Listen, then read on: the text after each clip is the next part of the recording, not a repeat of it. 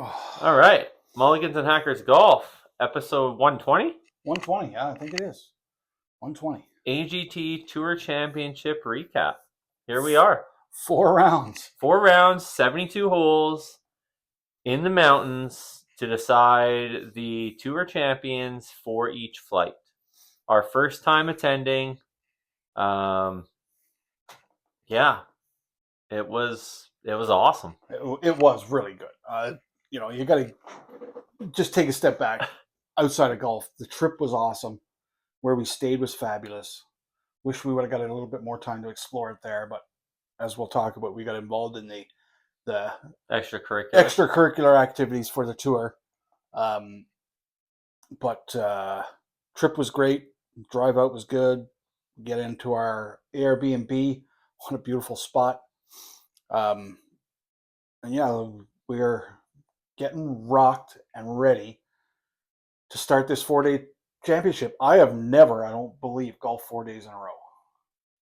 I don't think I have.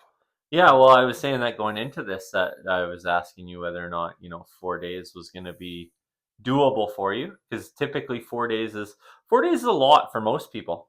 Like, I mean, and this was going to be 4 pressure rounds. Yeah, man. Right? Like I mean, I could golf every day. I mean, I don't know that they'd all be great rounds, but I mean, I could definitely golf them in a row. We just golfed 4 days in a row. We get back, and he went and golfed today on the Monday off. So yeah, we got in last night. He got his 5 rounds in a row. So I jumped out on the golf course today, and it was a little up and down. I finished with an 84 plus 12, and wasn't. I mean, I was in no way locked in or ready to roll today, but I mean, I managed to get by. Found a birdie, had a couple doubles, had a couple 3 putts because the pace was again much quicker than what we were playing this weekend, so I had to rejig back to that. But it was fun. It's just nice to get out. It was really nice to get out for a round that was just a casual round. Zero pressure round. After 4 days of I mean, and we say that. I mean, it's not like they're pressure packed, but I mean, there is pressure there because you're trying to compete with the guys in your flight, right? Well, you're going there to try and play some decent golf, right? Yeah. So give yourself a chance.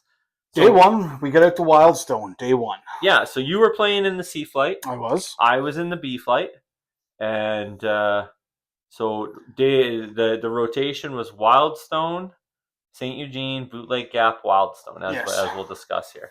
So day 1, I got to play with Blair on day 1. Yeah. So I had somebody I knew, and we played with a couple of ladies. Yeah, you were out there you were out before me, right? Yes. Yeah. Yes. And this Wildstone round for me was a humbling, eye-opening experience when it comes to navigating a golf course. I found the course extremely difficult. Maybe even outside of my skill level, even because at Wildstone, we played from the White Reds, which was 5,917 yards. So it's a little shorter than our home course. Yeah, and I mean, it should be well within your range, because you do play on 6,400 yards on the regular. A lot of it has to do with I play tentative when I don't know where my ball is going to land. That's true. Some of the fairways you can see, some of the landing spots, it's mountain golf. It's fucking up, down, sideways, all over the place. There's hazards everywhere, tree lines everywhere. Fairway bunkers all over the place. Fairway bunkers, which really ate up a little bit of my patience on, because I have never had any practice hitting out of fairway bunkers. No, not. I mean, we discussed that on the way home, right? Like, there's no fairway bunkers at Medhat. There's Although today in my round, I hit the bunker on 4 going off 17. So I had to play it like a fairway bunker. Of course you did. Why wouldn't you, right? But anyways, there's no fairway bunkers out there. And we have very few courses here that actually have fairway bunkers. Yep. So it's not something that we encounter very often, right? And I found that to be a challenge. And out there, it's like every hole has fairway bunkers. Some of them, they have them doubled on one side or the other, and you hit out of the back bunker right into the front bunker. Like and I don't like that type of golf where you got the ball at your feet and you can't move it forward adequately. Yep. That's just fucking annoying. Yep. Right? And it's like, well, learn how to play out of fairway bunkers. Well, I fucking can't learn how to play out of fairway bunkers because I don't have anything around that I can fucking play out of. I didn't play well the first day. I actually, like, we'll get into it here now. I put myself out of the entire tournament on day one. So, as humbling and as agitated as I was, um, I still had 3 rounds to go. So, mentally, you're just like, well, fuck, you still got to go play, right? Because I started on Wildstone with a double with a 3-putt, a bogey, a triple, a double, double, bogey. I had 2 pars in the last 3 holes. I shot 49 on the first, and I was like, this is difficult. I'm finding it difficult to get through this front 9, and then we make the turn, and when I say the fucking wheels came off, like it didn't matter if I was hitting fairways, because I did hit quite a number of fairways, but I couldn't hit a green. I couldn't hit a chip shot. It was a whole different negative experience on that first day. Because when we made the turn to go to the back, I went double, double, bogey, bogey, bogey, bogey, and then I knew I wasn't playing great, and I finished 16, 17, 18 at. I took a quad on the par 3 on 16. I took a 9 on the par 4 17, and I took a 7 on the par 4 18. So those 3 holes put me over 100. I shot 104 on day one to totally take me out of the tournament. I think your words. I think your words in the car as we were driving back to the Airbnb were that you were totally outclassed by that golf course. The game that I'm normally used to playing down here in southern Alberta did not translate 1% to going and playing Wildstone. Lack of knowledge, lack of understanding, and the obstacles. Literal, like, we play a course that has tree lines and bunkers. It's the same thing. But if you get in trouble, you can get yourself out of trouble. You can move the ball. You just need to know how to do it, right? You just need. When I got in trouble at Wildstone, there was no rescue shots that I could make to get me in shape. It was bad shot to bad shot to bad shot to bad area to bad area to bad area. The entire first round. I don't want to bash the course too much or the tournament, but I felt outclassed by that golf. With where my game is as a hacker, as a 12, 13 handicap guy, even from the White Reds, I felt outclassed by that golf course. That I had no business being there playing it, and why the fuck did I put myself through this? That went away real quick because you had to reset, because you're going to another golf course and you still have 3 rounds, and you're coming back to this fucking hole. Yeah, you get another shot at it in round 4, right? So, we went back to our Airbnb. And to be fair, I mean, regardless of what you shot, Chris Nelson kind of ran away with your division in day one. Well, but that's fine. I wasn't really worried about Chris Nelson, and I wasn't really worried about what other people were shooting. I was going to go and see what I could do. And, yes. And I really, I dropped the ball on everything when it came to golf. What did I do? I hit. I feel like this round for you was like my first round at Paradise during the major in Lethbridge, where I was 25 over, right. And I was I was like, I don't know what I'm doing. Like that first round, I hit 1, 3, 4, 5. I hit 7 of the fairways.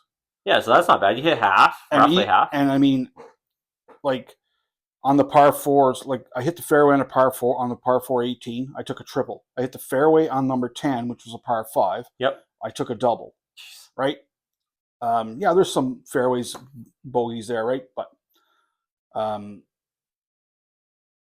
even from the fairway, I couldn't play from the fairway because I didn't know where I was going, and there's a bunch of fucking turtleback greens, and it's like, I'm not a hit and stick kind of guy. Yep. My you're a bump up there. My ball has to roll into, and none of it went to position.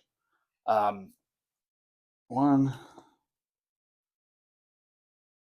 I had 4 3-putts. I would have burnt that card with Seance. But again, I got through it. I was disappointed. But when we got back to the Airbnb, I kind of put it behind me because There's another round the next day. Yeah, you know what? After day one, I was in last place in C flight. Well, of course I was, right? And you know, I wasn't feeling great about the whole thing, but shoot 104 and put it behind you. Yeah. And I later on we'll talk about that, but talk about your first round. So I was out a little bit after you. I was in a group with Chris Wyman, Ken Austin, and Dan Hill.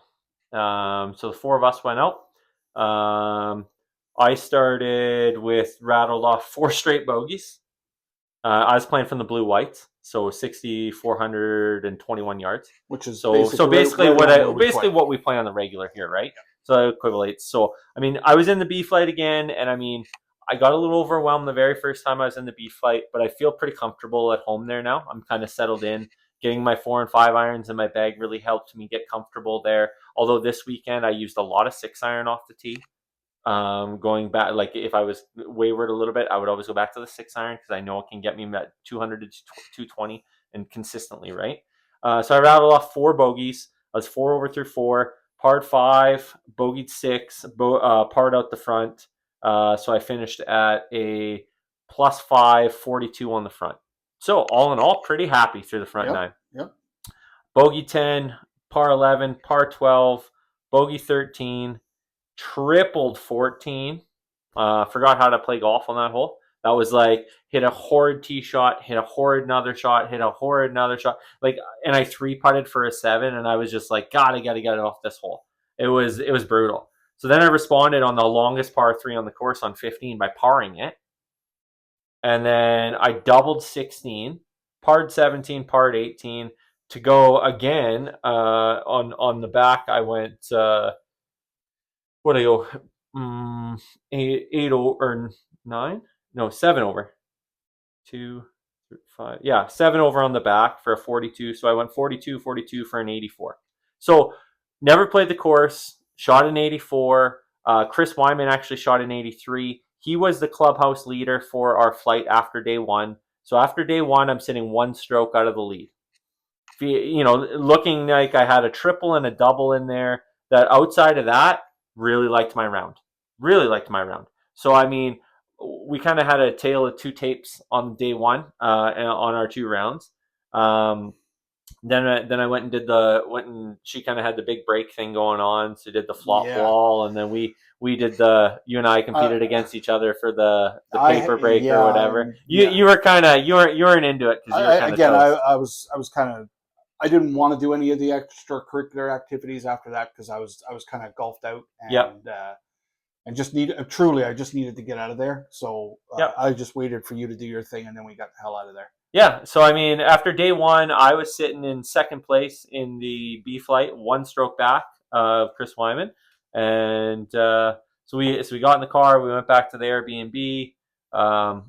It was pretty late, so we stopped and we grabbed some dinner at what was that place called? Charcoal. Yeah, we stopped and grabbed some there. It was late. Yeah, it was late, man. It was like 9 o'clock or something. So we had some dinner. It was really good. And then we got prepped and ready to go for round 2 the next afternoon out at St. Eugene. So going into St. Eugene, I knew I was kind of out of it. Yep. But what I wanted to do was I wanted to get incrementally better in these mountain courses, trying to just being able to navigate my game. Because my driver's pretty good, so if I could hit fairway and just approach greens and, get up around the green in 2 and just see what I could do up around the green. Because, again, my short game fucking left. Putting was, again, a fucking adventure. Honestly, putting the whole weekend, even for me, who I usually putt well, I left some putts out there, and those greens are tough. Like, yes, it breaks towards the valley and different things like that, but you had 3 different speeds that you had to sort out real quick in quick order on the 3 different golf courses you were playing. And by the way, Wildstone was faster the second day. Yeah. It was not the same speed on day 2. I'll just say that. Fair enough. But we get up, we have breakfast. Yep. At our which became our favorite place. Yeah, our place. Our place. Yeah, we had breakfast on the first day as well out there. Yeah. And then the second day we got up there, we went up to our place, which is just within walking distance, had breakfast there. The Beautiful. spot we were in, like everything was kind of accessible, and we'll talk about it later, but we didn't get to spend enough time doing that. Well, Zara did, but we didn't. We didn't at the Airbnb and exploring those, downtown Kimberley where we were, right? Definitely going to try and get that spot again the next time we go out there. For sure. So we get to St. Eugene. So but before you start your round, we actually ended up in the same pairing that day. Yes. So you and I were together. Because it was random pairings for day 2 and 3. Yeah, correct. You're in your flight on day 1, in your flight on day 4, but the 2 days in between is random. So you and I are together for day 2. We had Tyler, Leah's son, the kid, and we had Chris Patterson, the other top player in the champ flight. Two champ flight guys. Two champ flight guys. And honestly, super nice guys, super easygoing. Watching them hit the ball was something. Well, again, you go around with the hackers, right? And you're shooting shit, and everybody in the group is. And then you get to sit back in a cart. You and I were in a cart and watch guys just crisp the ball. Now, granted, some of the shots that they made that were absolutely great, they were pissed off at because they're a higher caliber of golf. 100%. Let's just put that out there. So they would hit it into the trees sometimes, chip it back to the fairway, put it on the green in 3 within 5 feet, make the par and be pissed off about it. Yep. Yeah. Sometimes that's hard to watch. It's like, fuck off.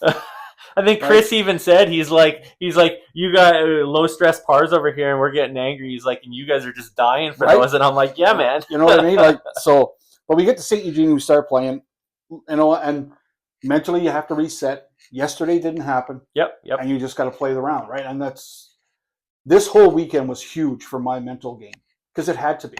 Well, I couldn't go home. I couldn't leave the golf course and go home. I couldn't come back to Medicine Hat and say, fuck it, I'm not doing this. I had to play the 4 rounds of golf. Yeah. No matter how good or bad you're playing. And our very first 4-round tournament ever. Yeah, right? So, you got to lock your mind in. And that's been a problem of mine since I started playing golf, is locking my mind in to go and play it. It's gotten better this year. Yep. But this was a next level test for my mental game. So we get to St. Eugene. You and I are in the same group. Probably a little more comfortable because you're in the cart. Yeah. I think we were like the 4th group off the tees. So we golf a lot together. So a little bit more familiarity there. I managed to par the first hole. My tee shot went left. I got it on. I chipped it on close. 1 putted for a par. Yep. So I kind of relaxed, right? I really liked St. Eugene's layout. Probably the best I liked of all the courses we played. The other 2, I probably liked St. Eugene's layout a little bit better. But I went through the front. What tees were you playing? I was playing the whites. Okay. So that's 5,900 yards. Yep. So again, it's well inside my range. I managed to keep the ball in play. Never had any penalty strokes or drops.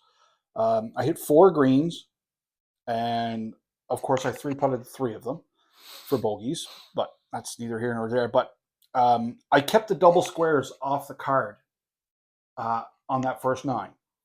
So I had 6 bogeys, 3 pars. So I got off the front with a 42, and I was like, I guess I can play this game. And it was a little bit of a confidence booster, Kurt. You know what I mean? Like, I needed that to say, okay, you still have a game that you can kind of manage your way around the course on. Then we made the turn.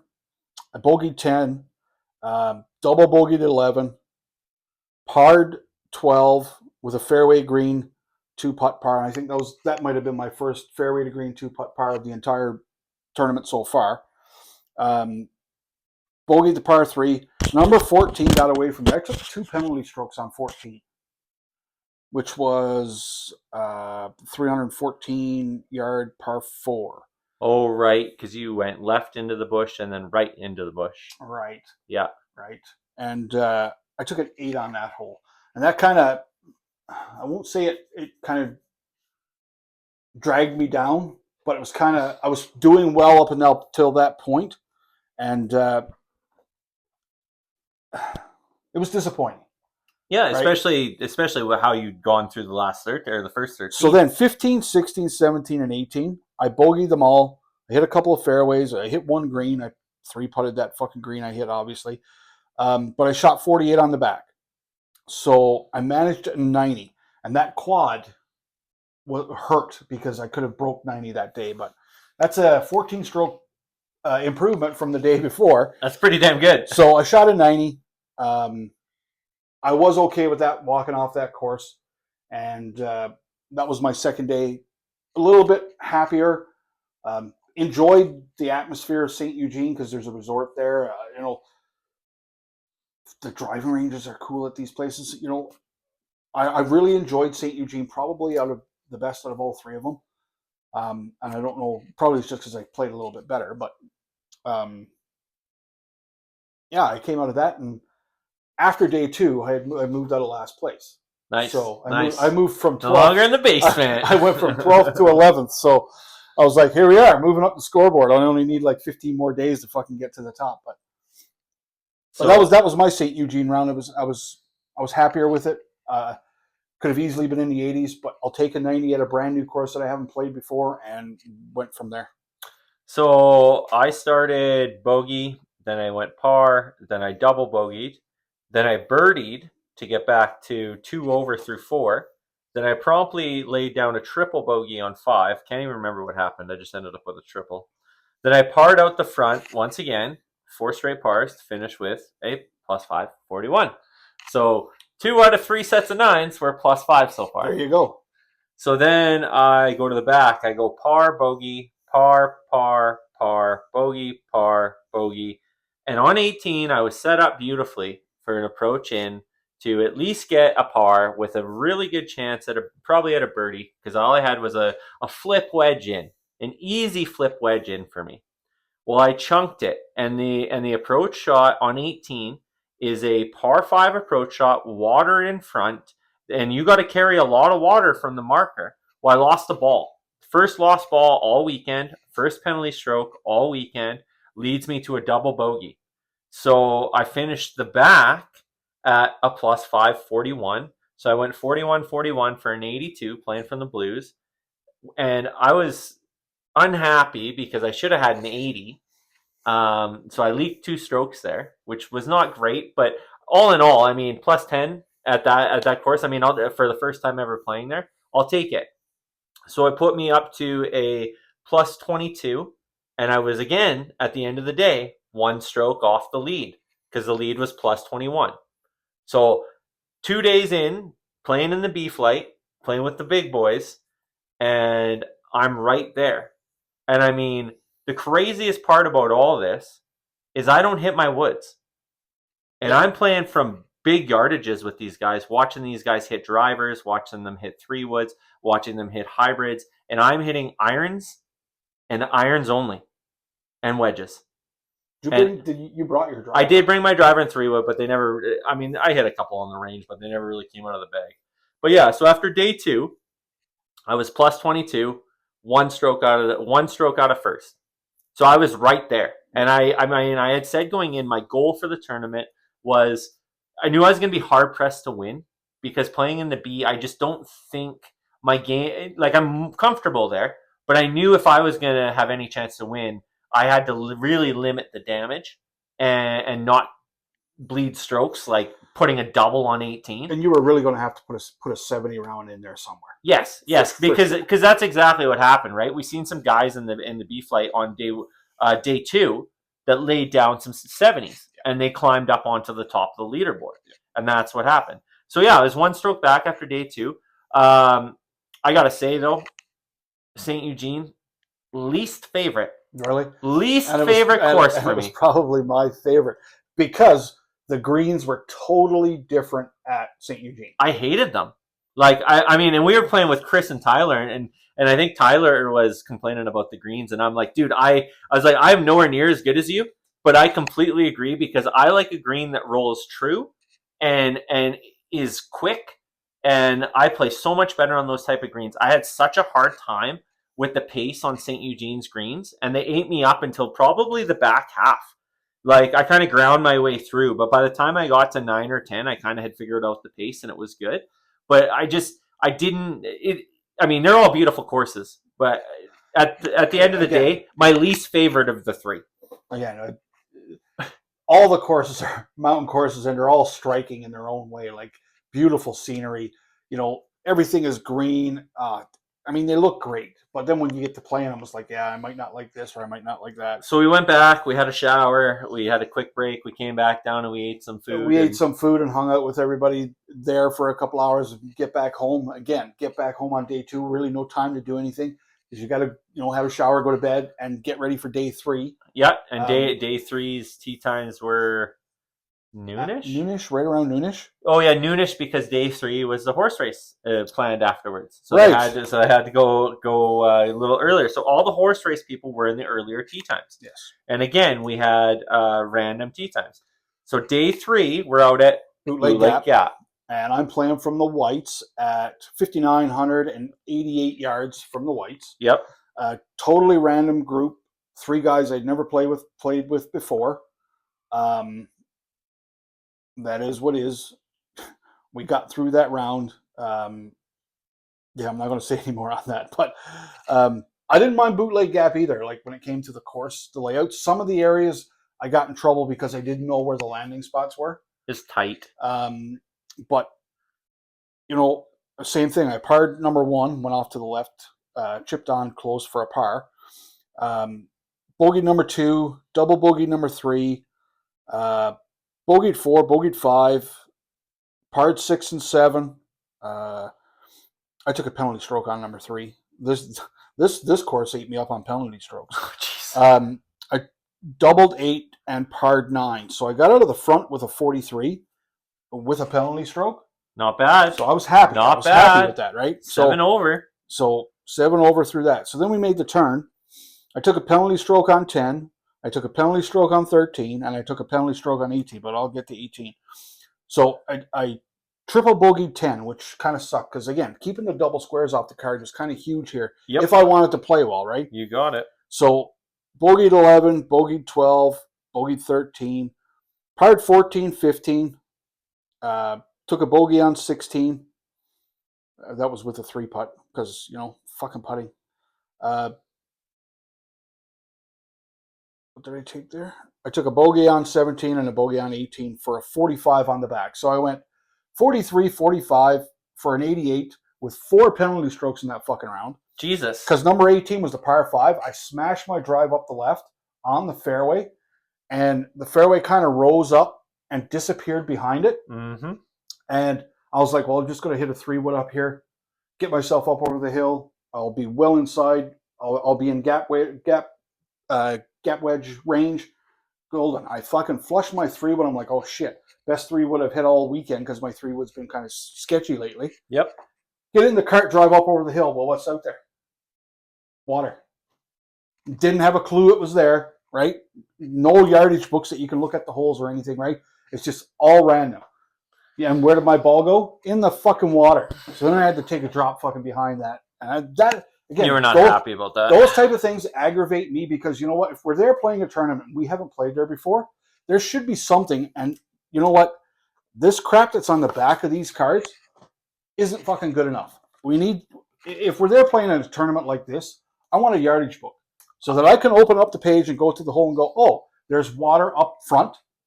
Let's just fucking, honestly, I'm surprised you didn't ask for one because I was talking to the starter and he asked me if I wanted one and gave me one. Well, I didn't know they had them.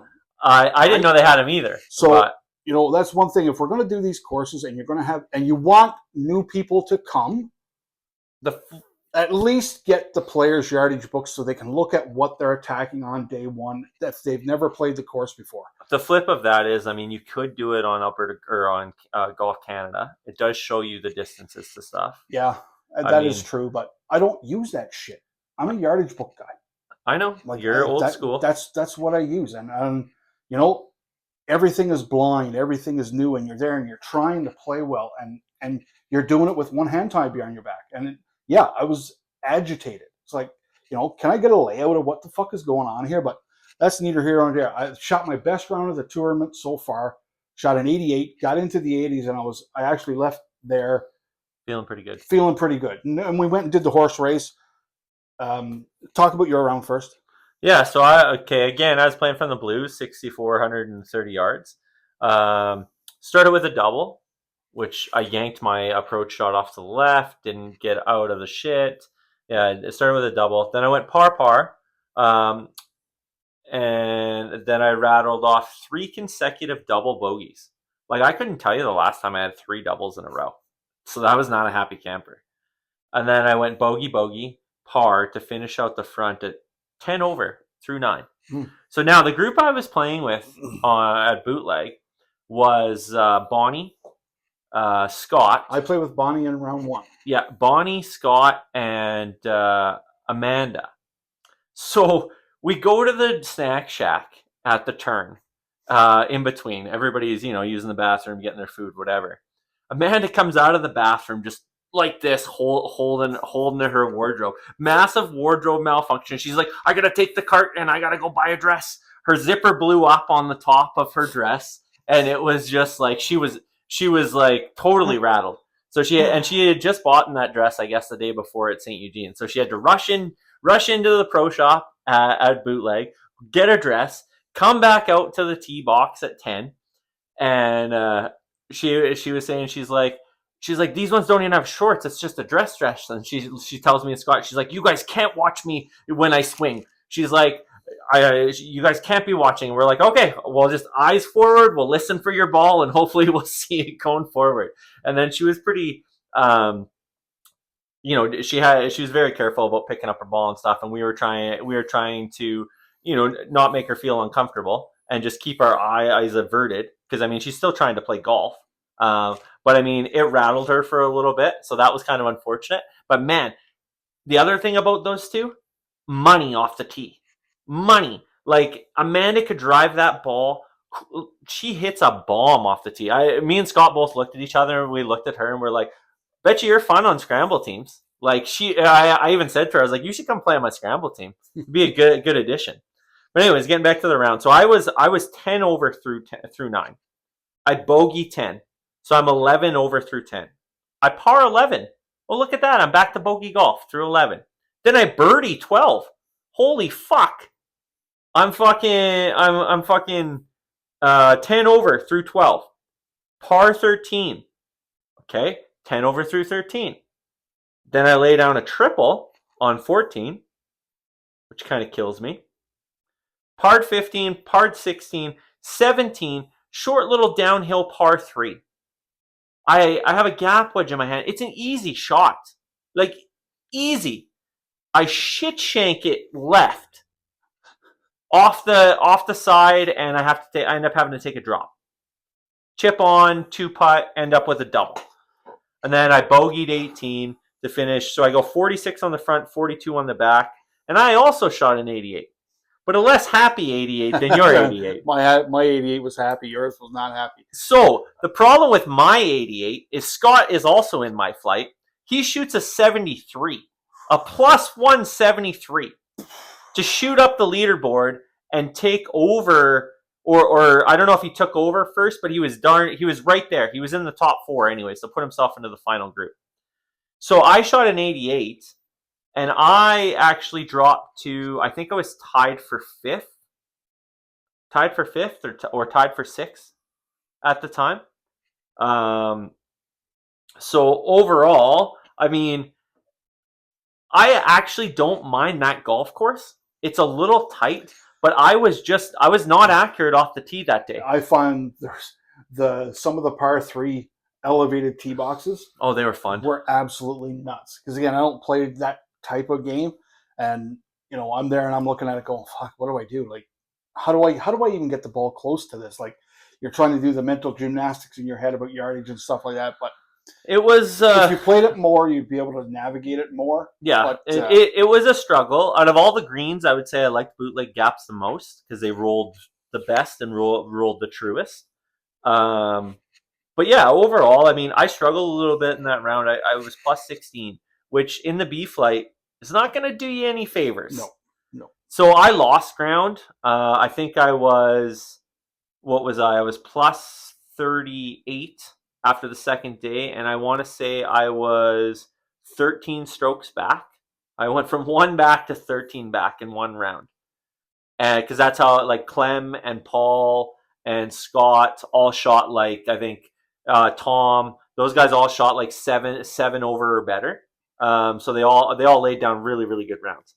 So anyways, we stuck around. We played the horse race. I was partnered with Blair. I was shout out to Blair, Yeah, because I played with Blair in the first round, and it was really good.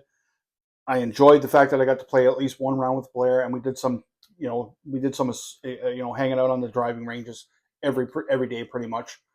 So that was cool. And you had Blair, and I had Nick Jones was my partner. Yep. Shout out to Nick. That guy, positive vibes all over the place. That guy was bubbling in positive vibes.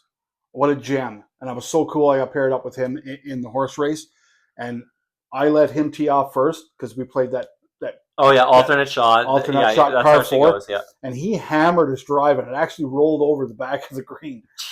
It's a bomber. It's like 285 or something. And up on the hill. So we had like a downhill chip with 2 tiers on the green to get to, and that's my shot. Yeah. Right? Oh, shit. Well, I actually chipped it. I got it off the hill, but I didn't get it down over the second ridge. So he kind of navigated his putt around, and I missed the par putt, obviously, and we took a bogey. So we were kind of on the ass end of the horse race right off the bat. But well, we were in the same boat. I took a 3-wood. I don't know, because everyone's like, "Wow, you can't hit iron," and I'm like, "Fuck it, whatever. It's a horse race. I don't really give a fuck." So and there's no warm up swings because they're just rushing you, right? Yeah. Trying to get this done as quickly as possible. There's 22 groups. So I shit shanked a 3-wood to the left. Blair hits it. I think he put us on. I missed the birdie. He missed the par. Tap in for bogey. Well, all of a sudden we're in a chip off to stay alive. Yeah, a blind chip off. And I think I took the blind chip off on our team. You took the blind chip off, and I did too. And I actually won the chip off out of like 7 or 8 teams. And because I totally scrubbed mine. And I put mine to a pretty close distance. So you got to play number 2. Yeah, we were knocked out on hole 1. So Nick and I went back to the clubhouse, and because it's late at the golf course, and I fucking hate being at the golf course like that length of time. I actually ordered food for you and me when we got back to the clubhouse, so that when you got back to the clubhouse, we kind of could fuck off. Yeah, well, and I mean, Bootleg was actually the closest to our Airbnb. Yeah. It was like 10 minutes maybe away. So, I mean, not that anything was really far, but they were the closest. So anyways, we go to hole 2. Blair takes the tee shot. I was kind of behind a tree on it. And so I hit like a punch 6 iron, got it up close. He chipped it. I think I missed the putt. He tapped in. Again, we're in a chip off. And only 2 teams get eliminated. Well, what do? I scrub my chip. And I'm like, and the funniest part is that James Core and his partner, so James took the chip. He ended up behind me. So I'm like, I only need 1 more team to be behind us to stand. But anyways, we were the second team eliminated. So we were done. So then Blair's like, you want to head back to the clubhouse? I'm like, yeah, man. Like, I'm out. I want to go get some food for my wife, head back to the Airbnb, chill out. Yeah. And it was a quick turnaround, right? Because the next morning, tee time started at 8, so everybody could get on the road. Yes. So Leah had to finish the horse race and then go back, do scorecards, put your pairings together, do everything, right? And shout out to Paul. Paul and who was his partner that won the horse race? Oh, Paul and god damn it! Is it golf? What the heck's his name? Jake? Is it Jake? Go on fucking the social webs and get the name, because we got to do these guys justice here. They won the horse race. Yeah, they did. Our buddy Paul Betts. Yeah. Shout out to Paul Betts, who I played with the next morning back at Wildstone. I got a chance to play 18 holes with Paul, which really cool. Yeah. Let's see Paul. Because I really like Paul, and I enjoy playing golf with Paul. Yeah, Paul's awesome. Paul is awesome. He's really good. Let me see here, trying to find it. Anyways, he and his partner ended up winning. I don't know that he posted it. Well, he might have. He didn't, but Leah did, I think. Yeah, but it's already gone. It's scrubbed out. Oh, really? Anyways, Paul and his partner, he was a champ. I think he was a champ or an A-flighter, and you know what? Why don't I just look at the email that tells us our partners for the Well thing? done. Well done. That would make more Well done, sense. champ. Attaboy. Well done. Okay, so where is Paul? What is Paul's last name? Bets. Bet. Where the hell is he? Oh my god, I'm awful at this. Holy shit, dude. Oh, there he is. Jake Martin. Jake Martin and Paul ended up winning the horse race. So I mean, big shout out to them because it's played on the Rec 9, right? So nice job by them. So again, we go home, we eat and it's late. It's shower, bed, prep for an early morning the next morning because we know the last day here, Sunday, is going to be a long day because we got to check out by 11. So we had to prep everything, have everything in the car in the morning so that Zara could just kind of get up, finish up, tidying up, and then go chill out at the Pletzel until we're done. Yeah. So we got our tea times in the morning. I think you were off around 8:40. Yep. I was 9:20. I was in the second last group in my flight and had some work to do if I wanted to get into the top 5, which is where I wanted to be. My goal for that round was just be better than you were on day one. Right. It's a do-over at Wildstone, and I had a great group going into the last day, so that was awesome. Paul was in our group. Scott was in our group who I played the first round at Wildstone with, and we had Ayaz, and me and Ayaz was in the cart together. Nice. And I like that guy because I think we played together at Mickelson last year. I think. Okay. We were in the same group last year, so fantastic group. Right, all of us around right around that same skill level, so we all could move the ball forward, and it was good. So we started, get to the course. Before we get going, we didn't have a chance to get breakfast at the Airbnb. No, it wasn't open. Right to the course. Yeah. I got the breakfast sandwich at Wildstone that morning. That was one of the best golf course breakfast sandwiches I have ever had anywhere. 2 pieces of Texas toast, big whole bunch of bacon, like 3-egg omelet on it with some sort of a sauce and cheese. Fantastic way to start the day. So I was already in a good mood when we started this. So I really wanted to go out and see what I could do on this course on the second day, last day of the tournament. Yep. I had moved up on the third round from 11th spot to 10th spot. So now I've moved up another spot, no longer in last, in 10th. So we get out there. I parred number 1. I hit my tee shot into the first cut on the left. It's a par 5. Moved my ball up, hit the green, 2-putted it for a par, and I was like, well, I've already started better than I did last time. Yep. Hole number 2, I hit the fairway, but fucking, again, butchering it around.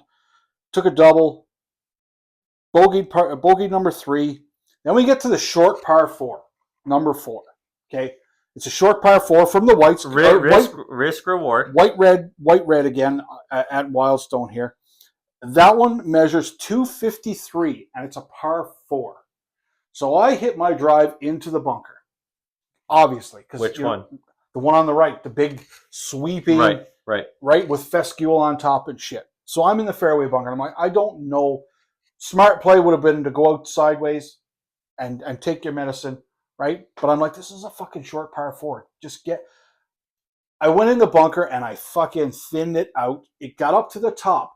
But and it's all fescue on top. Uh-huh. So my ball's sitting right on the edge of the fescue, literally going to drop back into the bunker.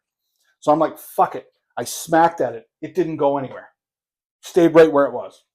Smack at it again, and there's a big rock just a few yards in front of it. Well, it bounces up to the rock, while right behind that rock is 2 fucking gopher holes. My ball is gone in the gopher hole.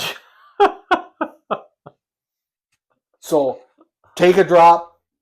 I hacked it out of the fescue down onto the first cut in front of the fair. I hacked the next one, get it on the, and I fucking butchered this hole. I took a 10 on the shortest par 4 on the course. A 10. Oof. I even 3-putted it just for fucking good measure, just right? For fun. Just for fun.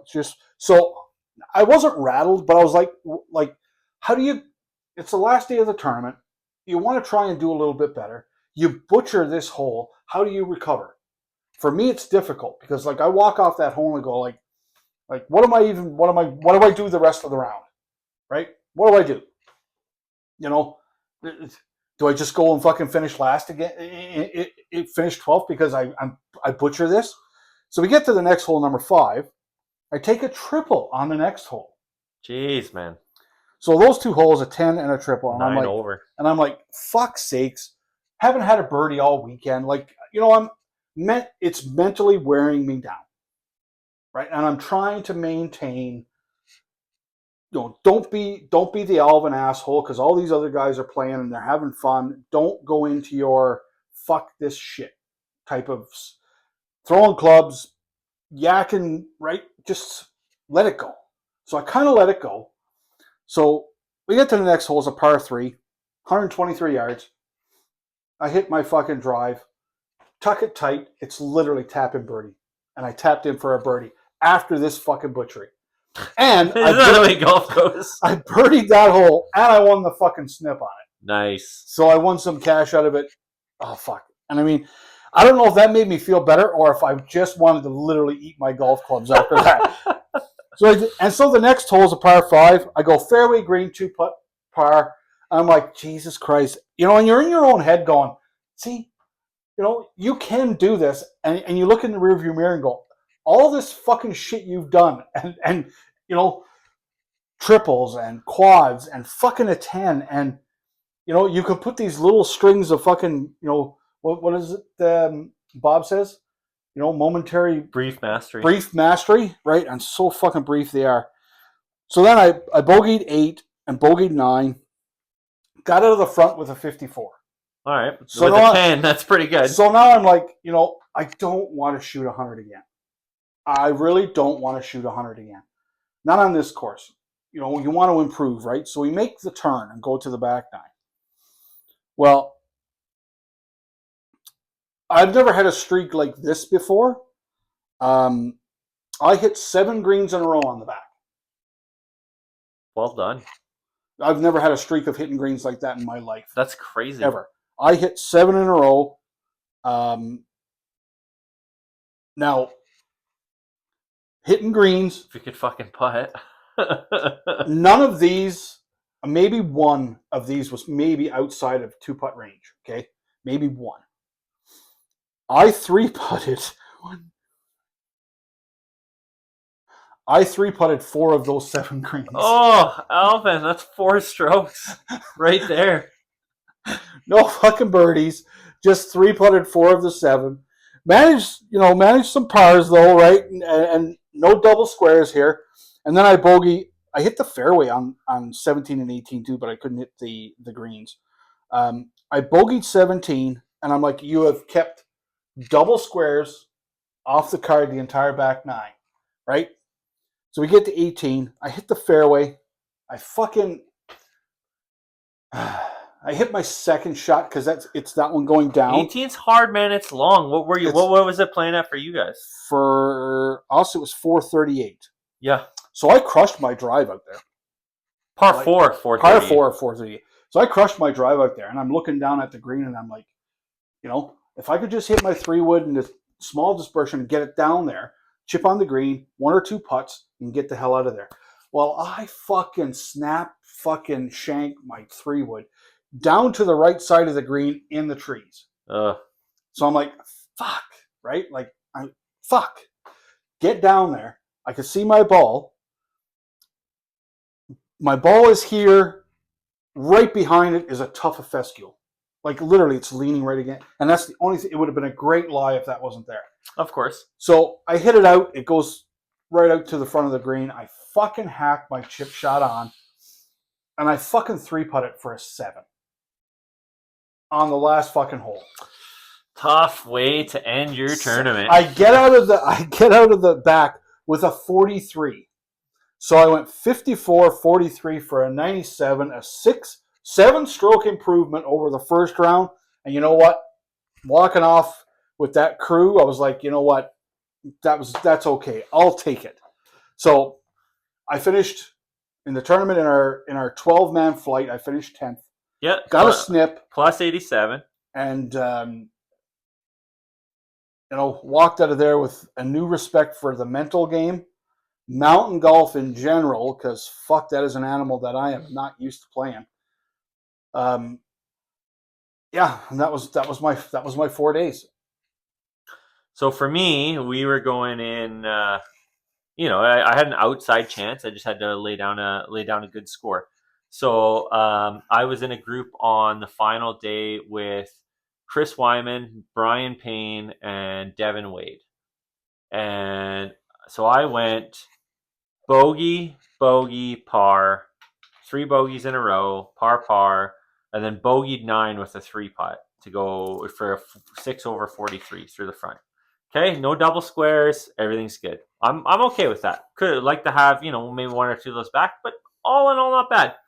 Then I start the back, 4 consecutive pars. So I'm sitting 6 over through 13, and I'm thinking, okay, this isn't bad. So I bogey 14, bogey 15, bogey 16. And I'm like, okay, I'm 9 over through 16. Okay. Well, then 17 happens. So 17, I hadn't hit my 4-iron pretty well all day. I grabbed my 4-iron off the tee box. It's all handsy, no hips, out to the right. All handsy, no hips. All out to the right, okay? So I'm out to the right. I have kind of a shit lie, but I'm like, I looked at it and I'm like, well, there's no way you're getting it over because you have to go over the bunkers, over the fescue, onto the turtleback green, and you ain't fucking getting it there. No chance. So I'm like, well, let's just chip it back to the fairway. We'll chip on. We'll try and get a par. At worst, we'll get a bogey. Well, I go to fucking chip it out with my gap wedge, and I don't know if I just wasn't holding the club tight enough, but the fescue fucking ripped it open on me when I went through, chipped it into the fucking bunker. Not even in the bunker. It's like on the lip of the bunker, like you were talking about fescue and the bunker. So it was sitting there. So again, I'm like, fucking great.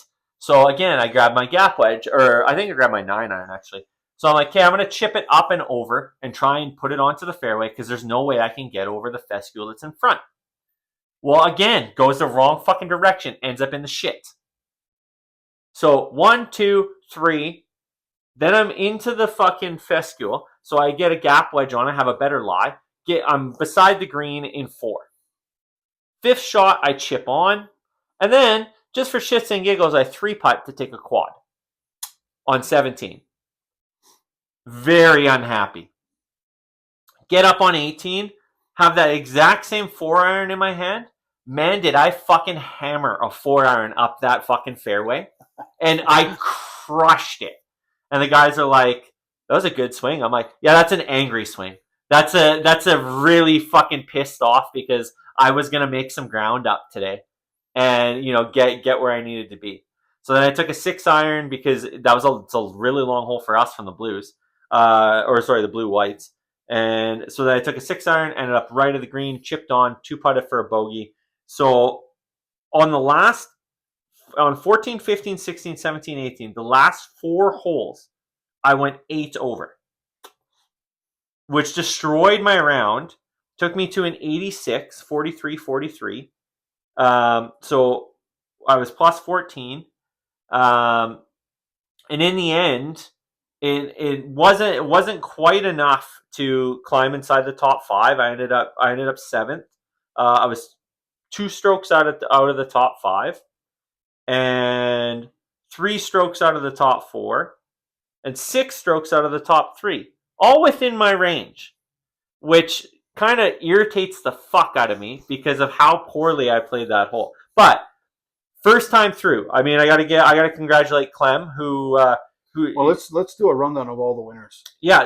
So in our, I have the B flight open anyways right now. So in the B flight, Clem, I don't know how to say Clem's last name, but Clem ended up winning. He was plus 40 over the 4 days. Paul was second. He was plus 41. He just about chased him down. He was very close. And then Tom Johnson, who is from Kimberley, he finished third at plus 46. So in the B flight, it tells me next year when we do this that you need an average of 10 over a day to have a shot at winning, which I think I can do. I mean, when I was breaking down my round earlier, I had 2 birdies, 33 pars, 25 bogeys, 8 doubles, The 3 triples and the 1 quad that accounted for 13 of my strokes killed me. Now, if I can alleviate those to something less, I'm right there in the running. And again, I did this hitting just irons.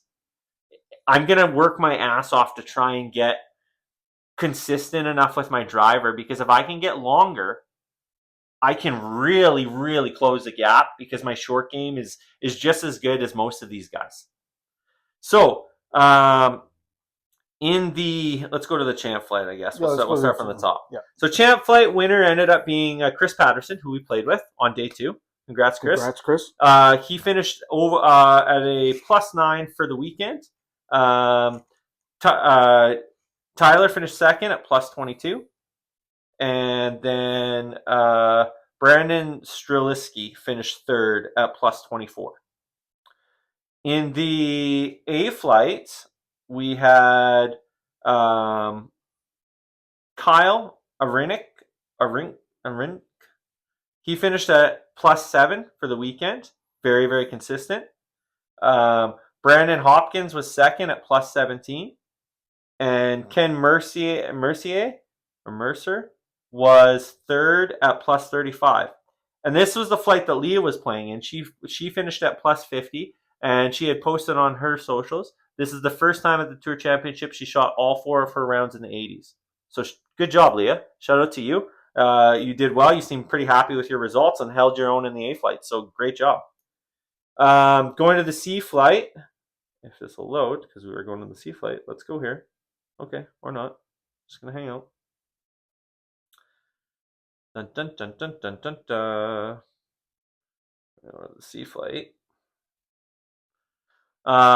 Anyways, I can tell you who won in the C flight, because he ran away on day 1. He shot a +173 in the very first round. He 3-putted 18 for a chance to go even par or break even par.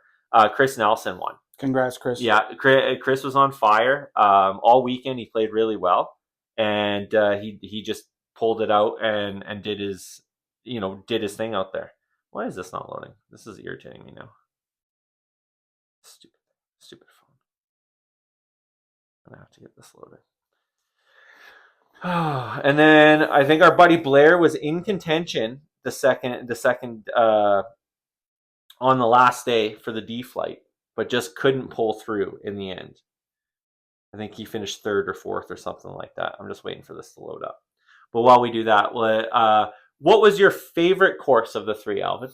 I probably enjoyed St. Eugene the most. I know you didn't like the putting, and yes, the putting at St. Eugene was different than Wildstone and Bootleg Gap. But I wasn't putting well anyway, so fucking really didn't matter to me. But I enjoyed St. Eugene. I don't want to say fuck Wildstone, but fuck Wildstone. And it's funny because that's a place that's going to hold some fucking PTSD for me for a while. Until I can go there and lay down a decent round. But so the funniest thing about that is Wildstone was actually my favorite of the 3. I actually liked Wildstone the most. Again, though, it's more, you have to be accurate, because you can't really spray and pray out there. You get away with it a little bit, but it puts you into some shitty spots. So it's more target golf, right? Like, you got to be pretty accurate with your shots. So yeah, Chris Nelson won the C flight at +37. James Pats finished second at +43, and then Cam Gardner finished third at +56. And I mean, it was an uphill battle for everybody after day 1, because Chris had kind of built himself quite the lead, and it was pretty well over after day 2. In the D flight, Joe Rosario won. He finished at +7. Second was Dallas Sandmeyer, and third was Bonnie Lenstra, tied with Blair, both at +21. So they both finished tied for 3. So congrats to all the winners, to everybody who finished inside the top 3. I got to say, for my first experience in the Tour Championship, can we play the next one tomorrow? Like, I'm ready to go. I want another crack at this. Yeah, it was quite the experience, and overall an enjoyable experience, because you have to go do it the first time to see what it's like. You know, like I know from this experience here, the extracurricular activities after the golf, like the cookout, the horse race, that's not my thing. I like to play my round of golf, go home and just chill. Yep. I'm not a drinker. I don't do any of that party stuff. I like to go and just zen. Yeah, no, each to their own, right? That's just not And our deal. this is one of the things, and again, this is not a knock on the tour or anything like that, because they have the 4 rounds, and yes, I know Leah wants to have everybody socialize and get together and have these activities. But personally, myself, and it's not a knock, but I like to go do my own thing. So I personally, I don't think I spent enough time at the Airbnb to chill out. We didn't get to explore Kimberley enough to go and, there was a used bookstore I wanted to go to, an antique store I wanted to go. I never got to do any of that vacation stuff when we went and did the tour. It was basically just all the golf. Yep. And I'm not an all the golf guy. That's fair. I like to play my round and get the fuck out of there. That's my thing. So next year, we go do this. I know I won't be doing a horse race. I won't be doing any going to any cookouts or anything. I want to go do my own thing. That's fair. Right. So that's totally fair. That's the only thing that I like, and that's something I learned as we were going on. Like, I mean, at our Airbnb downstairs, there was a dartboard, pinball machine, record collection with a record. That's my stuff. I like to just enjoy that stuff personally, right? I'm not a socializing kind of guy, so going and hanging out and just BSing with people that are on the tour. Not that that's a bad thing, but like I like Darcy, I like Chris Nelson, Blair, obviously Paul, right? Cam. Paul Furt wasn't there, but I like Paul too, right? Yep. I like to chat with those guys on the range before the round. If we're playing together, fine and dandy. But like when I'm done golf, I want to go fuck off and do my own thing. Yeah, that's fair. So next year it'll be a little different for me. I think my wife will be coming next year with us because when I started sending the pictures and the videos home, I started to get some really short, curt answers. So I stopped that right away. And if we go next year, we will go do our things. Golf will be the reason I'm there. Go play my rounds. But when that golf is over, I'm on vacation. Yeah. If that makes sense. No, that makes total sense. And I mean, I like the camaraderie of the AGT and that stuff. But I mean, it's a lot to jam pack into 4 days. And like, it just feels like you're running. And I noticed, like, for the horse race and stuff, certain people that have been on the tour a long time chose to not partake. Yeah. I mean, maybe that's because they've done it in the past and they decided, we just need a little bit of relaxing time and time to just chill. And that's a lesson to learn. Overall, awesome experience. I can't knock it, man. How would you? I mean, we're gonna have to have Lee on here to recap the AGT season. We're gonna do a season recap with Lee on here because I know she mentioned that she wanted to come on because I told her I was going to bash these courses to no end. You really haven't been bashing, and you've been good. She was like, "You need me to come on and explain it all," and like we will have her on again because this is something we're going to do for a while. Man, I would say our second season. I mean, I know for me it was a resounding success. I mean, I in no way, shape, or form did I think that I would be in the B flight this early on in my career, like playing on here. I mean, having only played golf for 4 to 5 years, and like picking up your first W. Yeah, I did pick up a W at Mickelson, which was pretty sweet. I mean, we talked about it on the way home. I want a major. Or I want a tour championship now. I'm not satisfied. The medal's nice, but that's fucking yesterday's news. It's fucking time to go get something.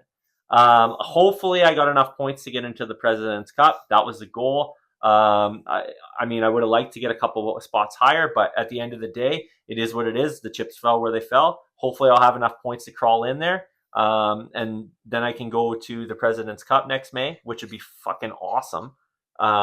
And then, get our season going again. I am so pumped.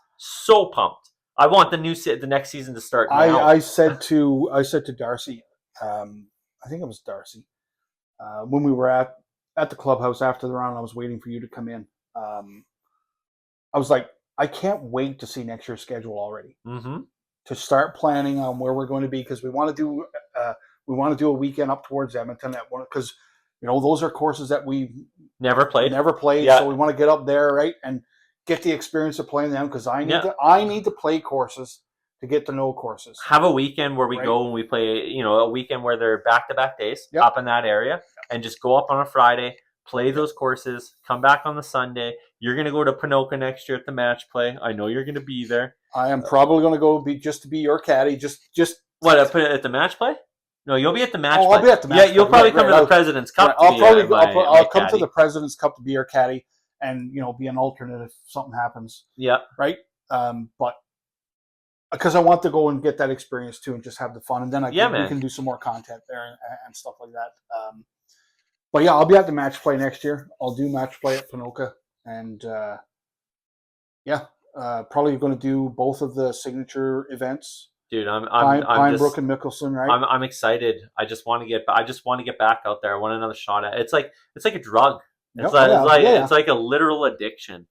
Yeah, and it's for me, I know I can do better, so I want to go do better. Yeah. But I'm not going to put that pressure on myself to go and say, I can't be like you, because we are different golfers. I can't go and this is what I want to do. No, I just have to go and fucking do it and see how it comes out. Yeah. I can't forward think on that stuff, because that drives me crazy, and I lose my focus, right? Yeah, so we're very different in that way. I just want to go play. Like, I can't wait to do the Tour Championship next year, maybe get back to these courses again, and have that little bit of reserve knowledge to go and tackle these things again, right? Yep. Well, I mean, you look at how we played Mickelson, right? Like, again, we always go back to Mickelson because it was the first course on tour that we were able to replay. That we replayed. Yeah. And I mean, I look at the success that that I had. You played better there as well, and the fact that when we get multiple cracks at places and we get more comfortable, eventually you're going to lay down a really good round. So the first time you played a second event on the tour, you won it. Yeah. And you were in the B flight. No, I was in the C flight. Oh, were you in the C? Oh, yeah, you won the C flight. Because I was just because of the people that were there, I ended up being in the C flight. But I mean, I broke 80, shot a 79 there, won it. And I mean, that just goes to show that, like what we're saying, when you have more experience on that course, you don't feel as overwhelmed, I guess. Yes. And you're like, I can miss here, I can put the ball here. It's a little easier to get around in that regard. Yeah. It's tougher to play courses for a first time and try and expect to do well. I don't ever play a course the first time well. No, that's true. I just don't, because I play tentative, because I don't want the ball to go far, because I don't know where it's going. Yeah. And especially if you get these wicked elevation changes and stuff, I need to know where the ball's going in order to play well. Yep. So Alvin's new to mountain golf, and I mean we've exposed him this year to some mountain golf at Copper Point and these three courses here: Wildstone, Bootleg Gap, and St. Eugene. And I mean, I could say I'm not a fan, but I still want to fucking go play it. Well, and I mean, the difference between you and me is, like, whenever I've gone on vacation over the years, I always play mountain golf. I get like a couple mountain golf rounds in every year. So it's just kind of, it broadens your horizons, allows you to understand that you're not always going to get a perfect lie. Things are going to be tight. You got to have a little bit of fun with it. But all in all, loved it. Had a great time. Top 10s for both of us. It was one of the best experiences, and I've been in Alberta since 1992, 93. And this is one of the best experiences I've had since I've been here this past 4 days. And I mean, the golf is what it is, but just the travel, you and me traveling, going out and spending time out in Kimberley and playing these, like, this short 4-day thing that we did was one of the best things I've done since I moved to Alberta. And I got to give Leah credit for that. So if you were offended or didn't like anything I said earlier, just take note that I really enjoyed this whole experience as an overall. And Tom, your area out there, your valley down in Kimberley, beautiful, man. Yeah, buddy. Beautiful. Love it down there. I mean, God, we went to breakfast and we saw Tom there at day one. We saw Chris Nelson. Chris Nelson, day one at our place. And then we saw Tom. Yep. And then we saw Kyle, who won the A flight. We saw him a couple mornings, and it was just like, it's just a hop and spot for breakfast, right? Like, I mean, Kimberley is not huge. But I mean, it's just funny, right? And we ran into Leah, Cody, Tyler, and the first when we got in there, they were having dinner at the Pedal and Tap. Pedal and Tap, yeah. And they were there, and there we are. Yeah, just that whole thing. That's pretty cool. Yeah, so it was cool. I mean, I love the Airbnb. Like, we'll definitely be trying to get back in there next year. It was awesome. Fantastic. Again, just had to take the extra day off today to kind of regroup and be ready. I don't want to go to work tomorrow, but I mean, tomorrow being today that you're listening to this. Yeah, when you start listening to this, we will be at the jobs. Yeah, unfortunately, back to real life. But yeah, there it is. That's a Tour Championship recap. Tour Championship. It was a beauty, and if you look up here behind us, this way, you can see the nice swag towels we got, along with our cooler and our lanyard and our little again, we got a swag bag going out there. Golf cup, or our coffee cup. So picked up a couple shirts, full wedge shirt from Bootleg Gap. Yeah, I picked up a couple other ones. I picked up one from St. Eugene, one from Bootleg, one from Wildstone. Just, enjoy the time. And I want to go again. Like, I have the bug so bad now. Like, and the season's winding down, right? Well, and for me, I think it was, I didn't really know how I would compete after a couple of days, but to be in the hunt after 2 days, I'm like, I can go there. I can shoot in the 70s. Fuck this. Next year I'm coming with a vengeance. But it was an awesome year. And thanks for having us, Leah. It was great. We really loved it, and we'll have you on soon to do a full AGT recap for this year. Yeah, let's do that. All right, later, guys. Take care. See ya.